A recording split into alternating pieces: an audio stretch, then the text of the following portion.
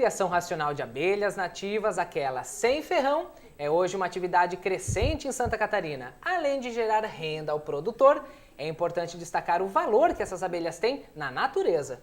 Emanuel, para se ter uma ideia, mais de 80% da polinização das florestas brasileiras é feita pelas abelhas nativas.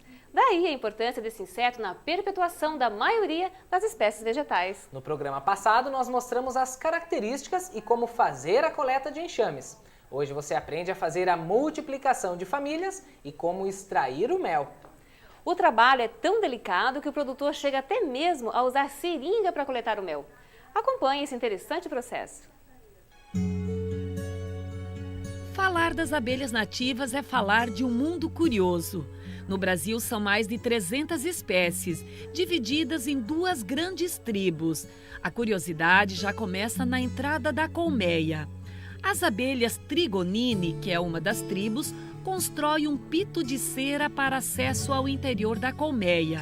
As Meliponine têm a entrada feita de barro e própolis. Dentro da casa é fascinante ver a organização de toda a família e o capricho para proteger a rainha e as crias novas. O ninho fica assim, envolto em lâminas de cerume. Dentro dele, a temperatura se mantém constante. A atividade de criação de abelhas nativas é denominada meliponicultura. Um nome complicado para um trabalho que reúne simplicidade e delicadeza. Afinal, abelhas tão pequenas e inofensivas merecem mesmo muito cuidado. Na criação racional, uma etapa importante é a multiplicação das famílias. Para obter novas famílias, é necessário fazer a divisão do enxame. Isso ocorre na primavera, num período que anteceda boas floradas e que o enxame esteja populoso. Um método bastante eficiente é a divisão das famílias em duas etapas.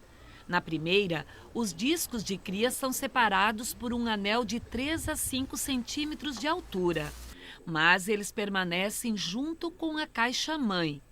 Neste período, uma princesa que já está na colmeia tomará conta da nova família. Bem, na multiplicação racional, 10 dias após ter feito a divisão, é separado a filha da mãe. Hoje, a família nova já deve estar com a casinha estruturada,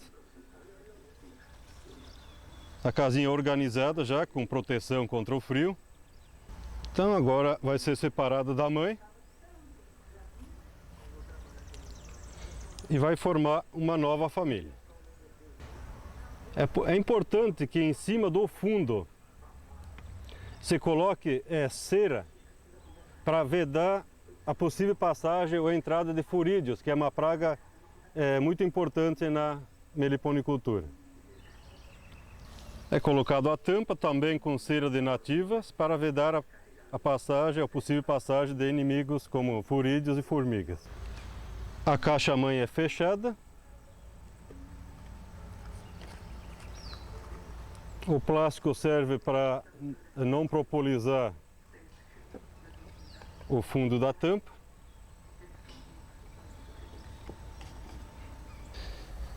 Essa nova família que está sem alimento, a gente deve fornecer um xarope à base de água e açúcar. A nova família fica no local onde estava a mãe, para recolher as campeiras e continuar estruturando a família dela. O fruto do trabalho dessas abelhas é um produto de alto valor, muito conhecido e já utilizado pelos índios para tratamento dos doentes. Isto porque o mel das abelhas nativas possui alta concentração antibiótica. Mas, além do poder medicinal, a riqueza também está na variedade de sabores e de aromas. A extração de mel das melíponas, existe vários métodos, né? Aqui nós vamos falar hoje sobre 2 métodos, que é o que a gente tem utilizado mais aqui junto no trabalho com os agricultores. Então, Um deles consiste em usar uma seringa, né, que é quando tem poucos enxames, você pode utilizar uma seringa dessa descartável para fazer a sucção do mel dos potes. E também o outro método é usar esse sugador aqui elétrico. Esse seria mais indicado, né, para situações onde o meliponicultor já tem mais colmeias, tipo 15, 20 ou mais enxames. Que né? vai fazer uma extração comercial para vender em maior quantidade também, né? Ele pode, sim, daí ele pode utilizar esse extrator aqui. Claro, hoje nós vamos fazer aqui uma extração de mel para utilizar na alimentação dos enxames novos. Esse mesmo procedimento pode ser feito para extração de mel para venda como alimento. Claro que daí a gente vai utilizar uma indumentária apropriada, luvas, gorros, fazer um outro procedimento de esterilização do equipamento. Mas, de qualquer forma, o procedimento básico é o mesmo.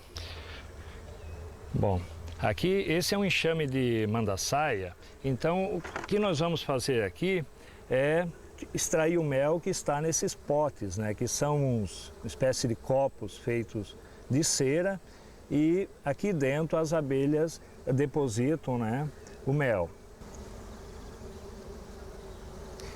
Bom, depois de abrir o pote, vamos primeiro utilizar o método aqui da seringa, né, insere o cano da seringa e faz a sucção, né, do mel.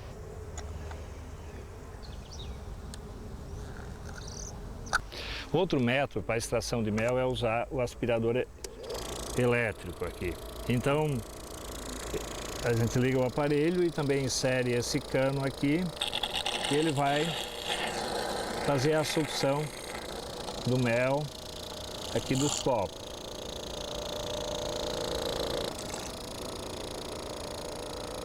Esse mel é mais líquido, né, Lúcio? Sim, ele comparado com mel de apis, ele tem um teor maior de umidade, por isso então que ele é mais líquido.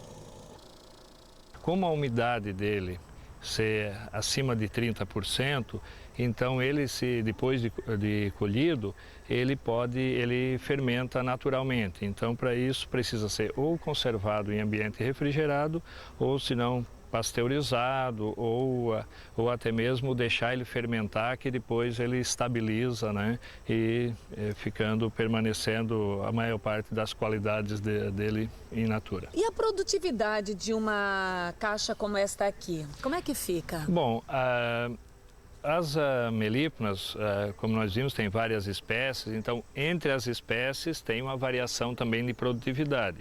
Essa aqui, a mandaçaia, aqui em nossas condições, aqui no sul do Brasil, ela chega a produzir até 3 quilos por safra, né? Produz menos comparado a uma apis, a uma abelha africana, mas vendo o volume de abelhas na colmeia, que também fica abaixo de 1000 abelhas por enxame, ela tem uma produtividade bastante interessante, né? Ela é bastante eficiente se a gente for analisar o trabalho individual por abelhas. Então a questão do mel, a gente está trabalhando junto ao Ministério para a questão da regulamentação dos registros para poder estar colocando esse mel no mercado para a disposição dos consumidores, né?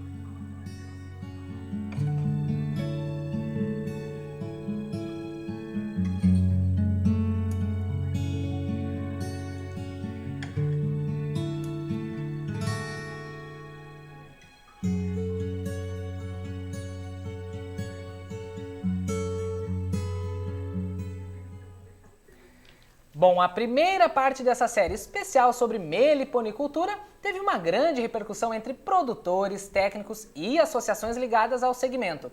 Por isso, quem está aqui no estúdio conosco é a jornalista da Epagre, Eunir Malgarese, que produziu essa grande reportagem. Eunir, diante desse assunto, ainda tem informações importantes que você faz questão de destacar, não é isso? Pois é, de fato, Emanuel. A reportagem sobre abelhas nativas sem ferrão chamou a atenção de muita gente. E nós recebemos e-mails de todo o país. Uma questão levantada pelo público diz respeito à legislação.